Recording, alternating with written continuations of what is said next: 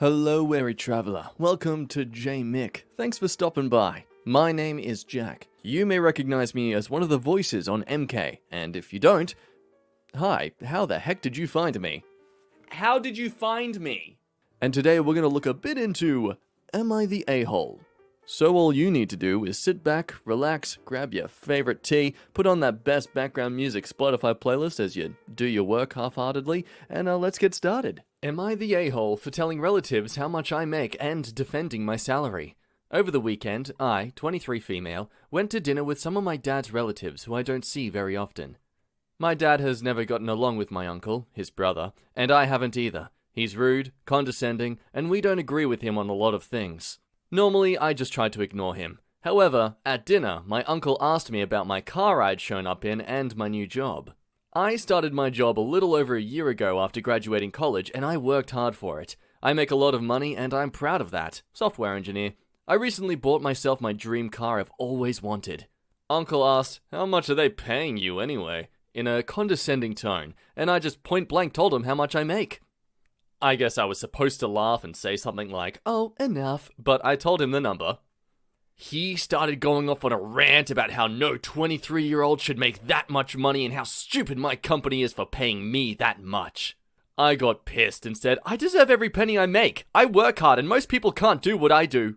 Well, I guess this really made my uncle angry, because after dinner I received a text from my cousin saying I had been really rude at dinner and insulted my uncle's intelligence. My dad sided with me, since he hates my uncle anyway.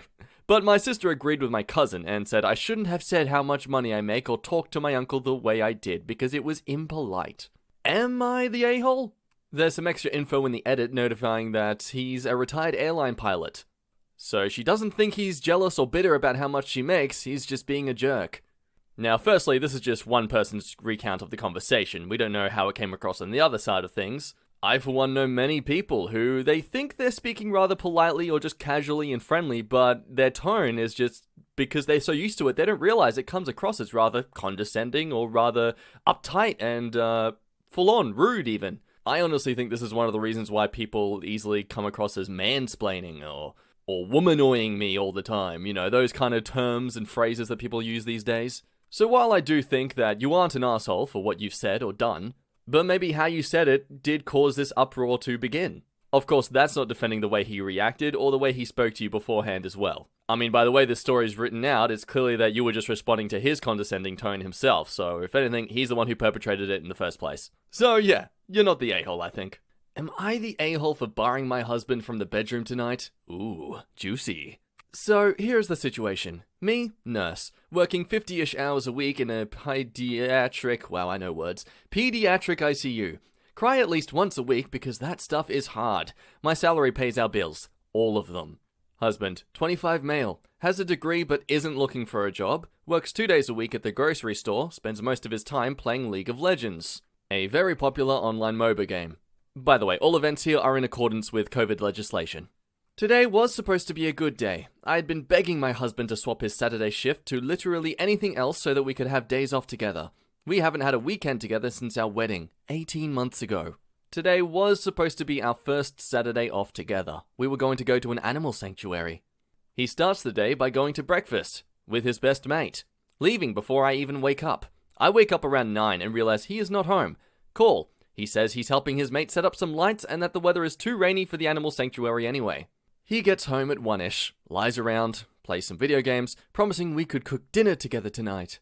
Leaves again at 5 to help the same mate with something else. I go grocery shopping. I don't drive because of medical issues, but I walk there and back in the rain. I get home, realize I left my keys inside, call husband knowing he's 5 minutes away. He says he will leave in a minute. I sit in the rain and the cold, southern hemisphere. 45 minutes later, I call again. He hasn't left yet. He finally agrees to come and let me in the house, so he drives up, presses the clicker to let me in the garage, and leaves again. At 10, I call to see where he is. His friend answers, says he is driving out to do something an hour away. It's 10:30. I am going to bed. I have sent him a text that I am upset and don't want to speak to him tonight and would rather he left me alone.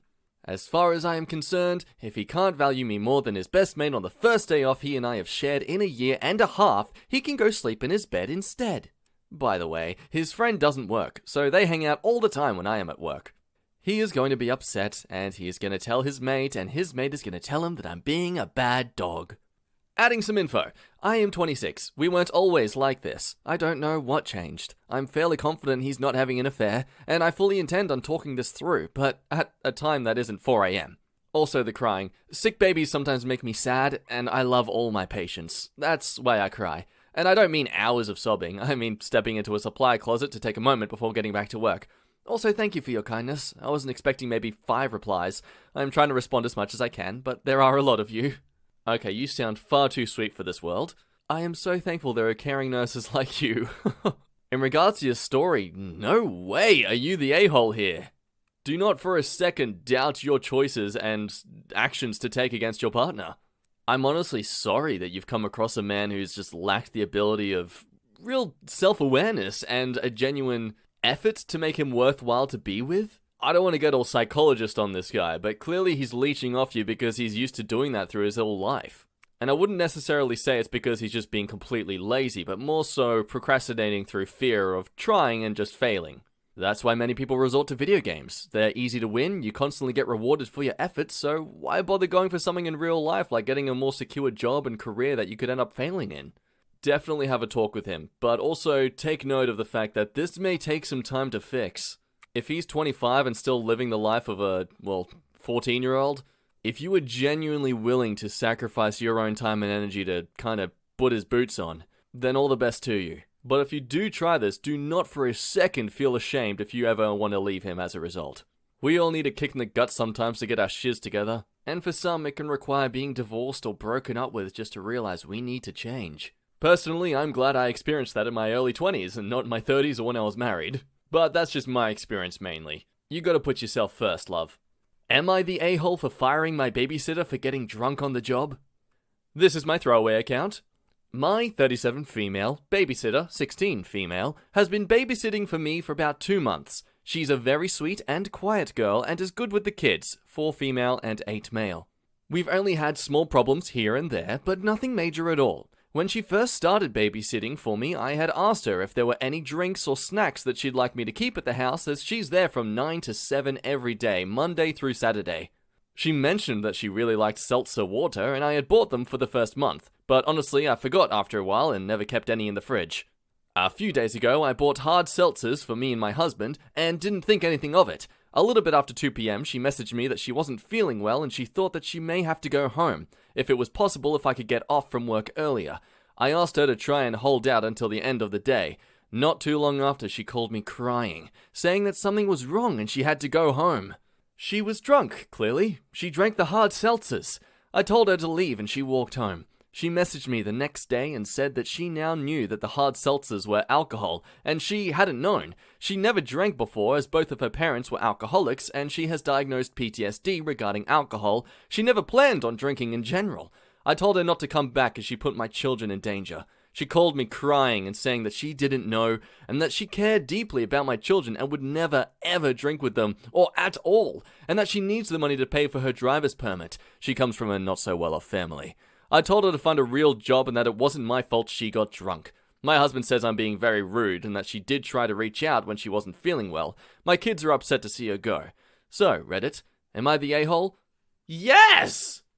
Gosh, yes! This babysitter literally took the best course of action. She felt intoxicated after not intentionally drinking alcohol and notified you as soon as possible and let you know that she wasn't feeling well, she didn't feel comfortable around the kids in that state, and so she wanted to leave. And secondly, she clearly didn't intend to drink the alcohol, she was intending to drink the water that you had originally organized to have there for her, that you yourself had forgotten to be organizing. Especially you adding the details about her situation, I can understand why this is a throwaway account. Now, I understand as a mother you were very protective of your children, so you may have just immediately thought about the safety of your kids and you just let it all out on her as a result, because the first thing that came to your head is, how would my kids be safe in that situation? What about them? And look, that's understandable. You have every right to be thinking about that first. But it's clear from the situation that you were describing yourself that your kids were going to be okay. And she is clearly a young woman who is very capable of being trustworthy around your kids. And thankfully, Reddit's notified her of this, and so she sees it now. She's gonna hire her again. Hooray! She's gonna pay her $1,500 a week from now on, and pay for her permit and test, as well as her license test. Okay, with that alone, I'm revoking you being the a-hole here. Clearly you've redeemed yourself, plus more. If only other people in the world could be as reflective and constructive with taking on criticism. Depending on how constructive that criticism is, of course. Am I the a-hole for taking in my niece when my brother didn't want to? Backstory. My brother, stupidly, got a girl pregnant when he was 17 and just abandoned the chance at parenthood. He tried to go through college, but couldn't. If he finished, my parents would only help him get a place to stay and help him for a month until he got a job. I think this is enough backstory, hopefully. The real story is the girl he got pregnant from high school lost custody of my niece, was an alcoholic, and her parents couldn't afford to take care of her. So, since my brother's name was on the birth certificate, they found him, and he didn't want to take her in. My parents couldn't afford to take care of her besides using their retirement money, so I offered to take her in. I have a decent job, fully paid off car, and a bit of property. I'm 34. My brother blew up at me the second I said I'm willing to take her in. I have absolutely no idea why he got so mad at that moment, but after he calmed down, I asked why he was so mad. He said I was trying to steal his child from him and have her call me dad. I wasn't. She is 9 years old, and whoever she calls dad is her choice, but I will let her know that my brother is her biological father. My brother agreed, but my parents just blew up saying I had no right to do that to my brother. I now have full custody of my niece, and she knows I'm her uncle and calls me by my real name. My parents are still mad at me and have turned everyone but my brother against me. Am I the a-hole for doing this? Edit. Someone brought up I should add more details. Okay, 1. My niece's mum was a good parent, just depressed and turned to alcoholic.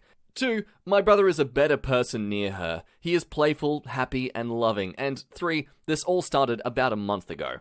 Edit 2. My best guess on why my parents are mad is because she hurts their ego as good parents because my Emmy brother was 17 when he impregnated her mom. Well, first of all, thank you for the inspirational soap opera drama to write in a TV script one day. Look, clearly you're not the a-hole here. I can understand the brother flipping out at you like that. Not excuse it though, just understand. I mean, by the fact your parents seem to have this ego as needing to be good parents and then having a son who's impregnated a woman and they just fled from her, I would not doubt if they have been shaming and guilting him terribly because of all this. So to have you come along and take care of the child yourself as a proper dad, I guess he's retaliated in a way that's you taking away my chance at redemption. Like he probably feels like he's already failed as a man. But unfortunately for him, this has got to do with more than just his insecurities. This is about his daughter, and what you've done is the best thing that could have happened. At least this way she still gets some connection with her parents, and specifically her dad. And this way she also gets to have a more secure and worthwhile upbringing. You've also just enabled your brother to get a chance to redeem himself as a father and as an adult. So I don't think you're the a-hole. I think your parents are really stupid to try and alienate you as a result of this, and you very much deserve to hold your head high for this. Am I the a-hole for wanting to put up a garden fence to prevent my neighbor from mowing my lawn? Odd title, I know. I haven't done it yet, but I want to put up a garden fence on my side of the property line in order to prevent my neighbor from mowing my property. The reasons why are: 1. My neighbor uses a large riding lawnmower to take care of their yard and often mows a portion of my yard in order to avoid items in their backyard. Trailer parked right by, but not on the property line. Trampoline placed 6 inches from the line. 2. About a week ago they mowed and damaged one of my sprinkler heads. It didn't cause my yard to flood and I was able to fix it without having to replace it, but it was still annoying. I saw my neighbor do it, noticed that they did it, and move on. 3. They recently, within the last 12 months, moved in, and we have waved and said hello to them, but they have ignored us. They are friendly with other people in the neighborhood, but seem to ignore us and the other neighbors who share a property line with them.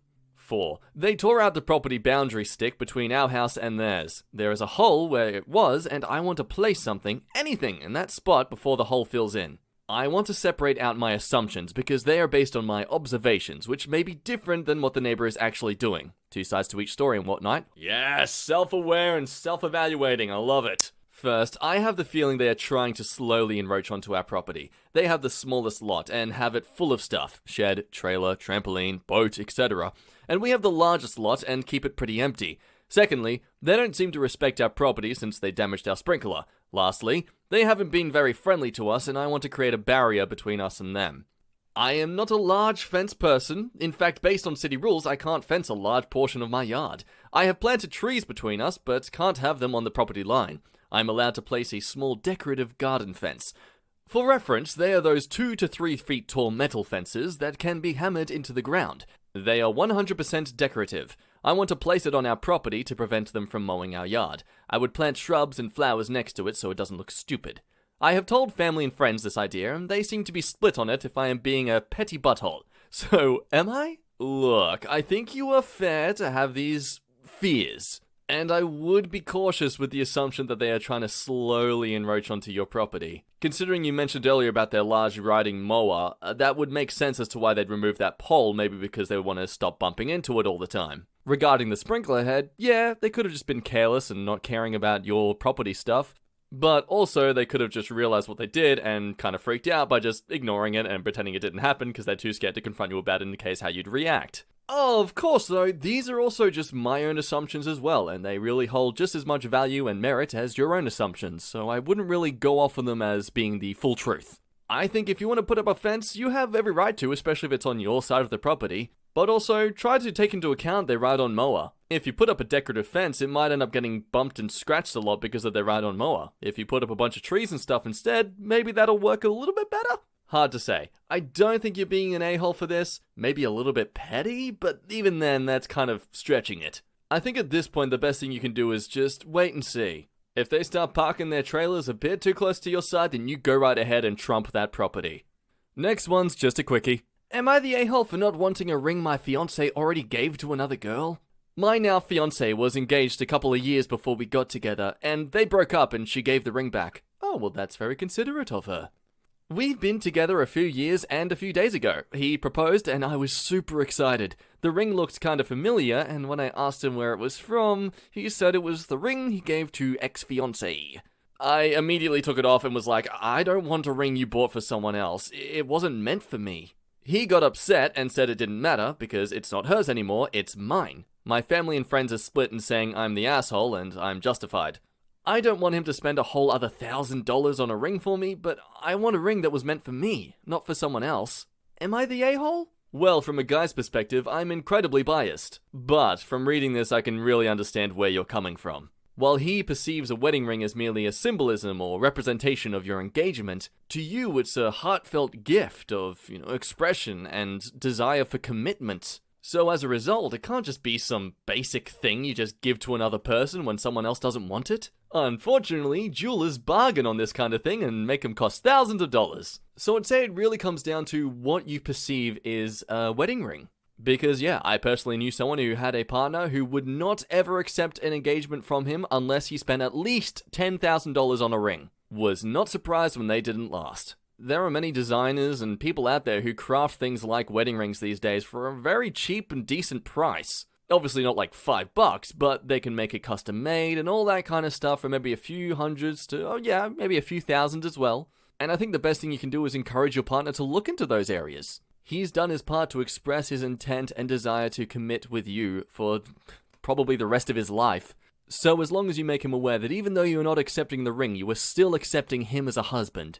And go wedding ring shopping together. Find a plan that works. Find a design that really shares you two together. After all, not everyone's wedding rings need to be a shiny gold $1,000 piece of junk. Am I the a-hole for hiding my tip money from my boyfriend? My boyfriend and I have lived together for over a year, and we had birth control failure, broken condom, that resulted in me getting pregnant just a few months into the relationship. The entire time I was pregnant, I worked full-time and was getting put on bed rest quite a bit. He would not keep a job. He would not get along with management. They didn't like him. They were picking on him. They wanted him to work longer hours or whatever excuse he could to find to quit. He's also a chain smoker and always needing cigarettes or being very angry and rude when he didn't have them. Well, my son was born early and he needed to be in the NICU.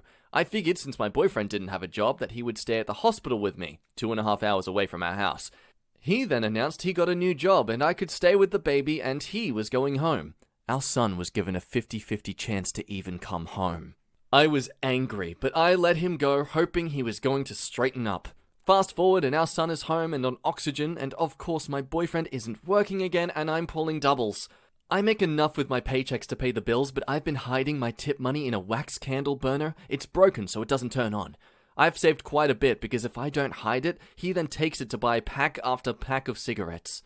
I know it's dishonest, but it's the only extra money I have. Well, he was messing around and hit the corner shelf where I keep the cash, and it fell on the floor and money spilled out. He scolded me for hiding money from him and that he was suffering from nicotine withdrawal and that he couldn't believe how selfish I was and that I was a liar and all this other stuff.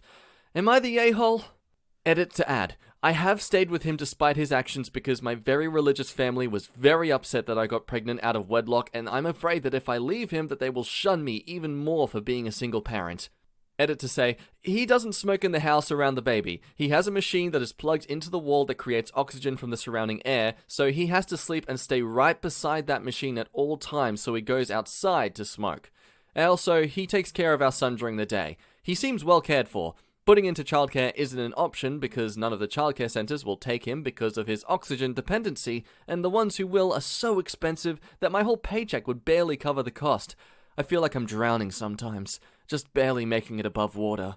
Update edit. I just called my grandmother and told her about everything going on and my son, and I am moving in with her for the time being. My grandfather is coming to pick up some of my things and baby things, and we have arranged with medical supplies company to move my son's equipment and to bring me some mobile oxygen tanks.